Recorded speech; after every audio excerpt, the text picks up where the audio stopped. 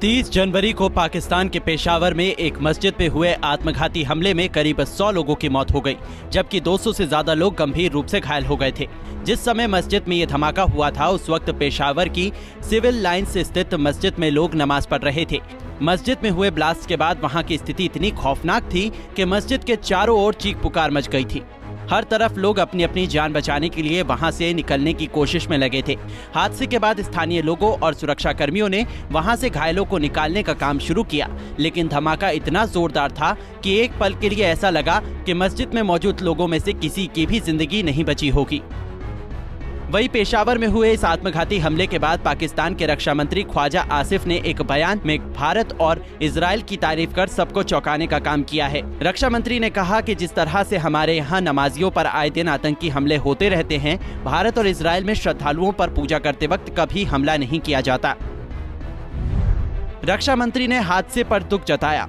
पाकिस्तान के रक्षा मंत्री ख्वाजा आसिफ ने पेशावर में हुए आत्मघाती हमले में जान गंवाने वाले लोगों के प्रति अपनी संवेदना जाहिर करते हुए दुख जताया है। उन्होंने कहा कि हमने शुरुआत में आतंक का बीज बोया है, इसके खिलाफ हमको मिलकर लड़ना होगा। अब वक्त आ गया है कि पाकिस्तान अपनी गलतियों का सुधार करे। उन्होंने कहा कि नमाज अदा करते वक्त तो भारत और इजराइल में भी कभी किसी को नहीं मारा गया। धमाके की जिम्मेदारी तहरीके तालिबान ने ली। पाकिस्तान के पेशावर में हुए भयंकर आत्मघाती हमले में करीब 100 लोगों की मौत हो गई है।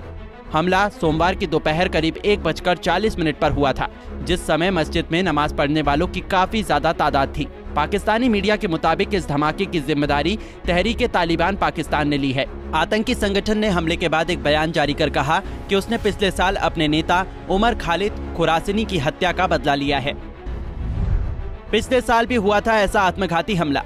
पाकिस्तान के पेशावर में पिछले साल भी ऐसा ही खतरनाक हमला हुआ था। उस समय पेशावर के कोछा रिसलदार की शिया मस्जिद में हुए सुसाइड अटैक में 63 लोगों की मौत हो गई थी। उस वक्त हुई हादसे के बाद पाकिस्तानी पीएम शहबाज शरीफ ने अपना दुख जताया था और कहा था कि पाकिस्तान की सुरक्षा में लगे लोगों को आतंकवादी निशाना बनाकर डर का माहौल पैदा करना चाहते हैं। पीएम ने पूरे देश को आतंकवाद के खिलाफ एकजुट होने का संदेश दिया था। फिलहाल पाकिस्तान इन दिनों अपने बहुत बुरे दौर से गुजर रहा है। एक तरफ देश की अर्थव्यवस्था पूरी तरह से पटरी से डगमगाती हुई दिखाई दे रही है, तो वहीं दूसरी तरफ पाकिस्तान में बढ़ती महंगाई ने लोगों का जीना मुहाल कर दिया है। लोग खाने के लिए दाने दाने को तरस रहे हैं। सड़क से लेकर पाकिस्तान की संसद तक महंगाई को लेकर खूब हल्ला मचा हुआ है।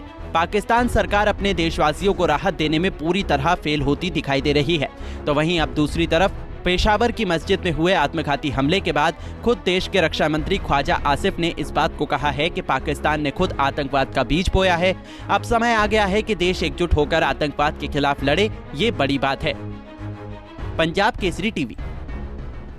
हमसे जुड़े रहने के लिए हमारे YouTube चैनल को सब्सक्राइब करें और नई वीडियो की नोटिफिकेशन के लिए बेल आइकॉन को दबाएं।